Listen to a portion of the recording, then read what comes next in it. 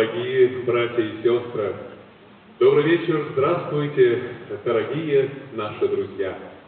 В этот вечер мы приветствуем вас великим приветствием наших Божьих пророков и посланников. Мир вам, милость Всевышнего и Его благословение. Благодарим вас за то, что мы не одиноки в этих ощущениях, произнося и слушая эти великие слова.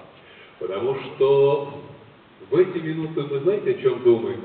Что, пожалуй, впервые в истории государства российского эти слова, несущие великий смысл, звучат здесь, на главной сцене нашей страны. Сцене, которая собрала друзей, настоящих близких людей, для которых этот факт дорогого стоит. Не правда ли?